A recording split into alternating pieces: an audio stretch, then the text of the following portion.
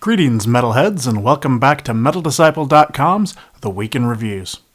This week, I've got reviews for the Swedish doom band Below and the return of Thomas Gabriel Fischer in Triptykon.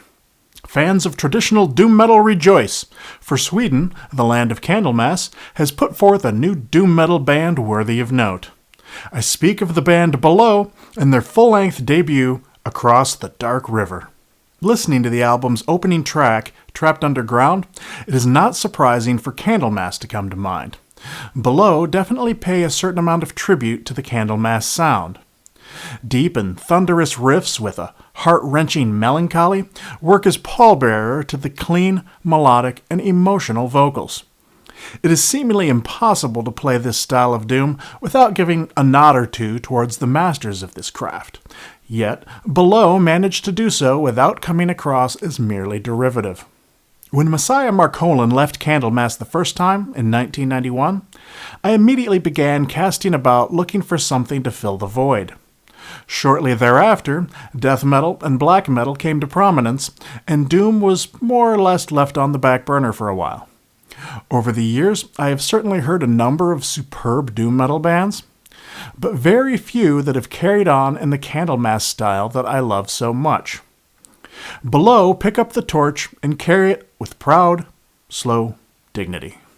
The production on Across the Dark River is clear and pounding in a contemporary style, yet warm in tone and nostalgic in its execution. This shouldn't come as too much of a surprise, as the production was helmed by another master of both music and engineering, Andy LaRocque. Andy, of course, is the longtime guitar player for King Diamond, and has produced phenomenal albums from bands such as Falconer and King of Asgard.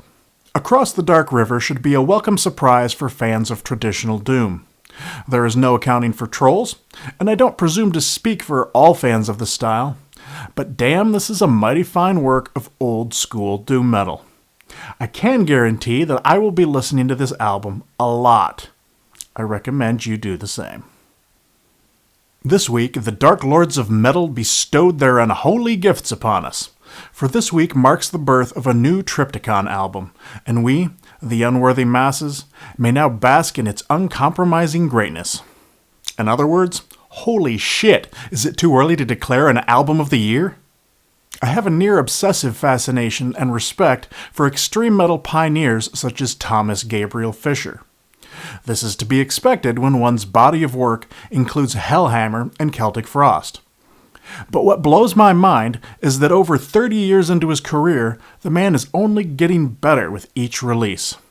Sure, there are many other metal musicians from that era still making music, but I defy you to come up with one that is still producing music of this caliber. By this point, most of those bands are simply spinning their wheels and cashing in on their name. Fischer is still paving the road that others will try to follow. I fell very hard for Triptykon's first album because it was unrelentingly heavy and dark, and gave me the impression that it would roll right over me without the slightest hint of concern or remorse. It was a machine of destruction fulfilling its only purpose.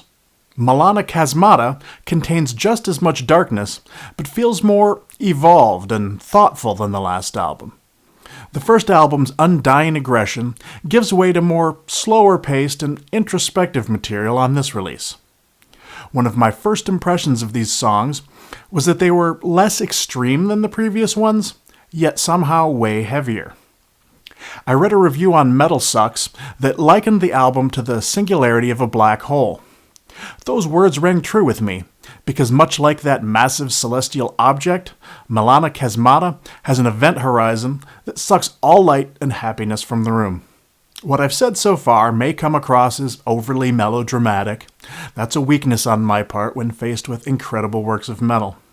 But, with total honesty, I can say that Triptykon has created an album that truly channels a feeling of genuine, uncomfortable darkness.